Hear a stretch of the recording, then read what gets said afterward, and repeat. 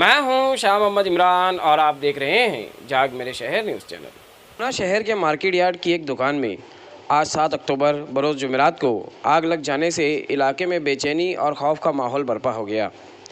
जिस वक्त दुकान में आग लगी उस वक्त दुकान में एक शख्स फंसा रह गया था, जिसको बाहिफाजत बाहर निकाल लिया गया।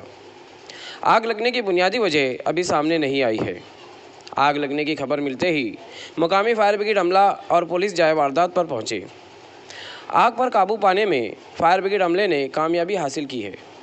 इस आग में किसी जानी नुकसान की कोई इत्तला नहीं मिली है, मगर दुकान पूरी तरह से जलकर खाक हो गई है। तहकीकात जारी है, मज़ीद मालूमात का इंतज़ार है। ऐसे ही देखते रहिए जाग मेरे शहर न्यूज़ चैनल, कैमरामैन अमानुल्लाह के साथ। ऐसे ही अवामी बेदारी वाले वीडियोस देखने के लिए हमारे न्यूज़ चैनल को सब्सक्राइब करें और बेल आइकन के बटन पर क्लिक करके ऑल का ऑप्शन सिलेक्ट कर लें, ताकि हमारी हर वीडियोस की नोटिफिकेशन आपको मिलती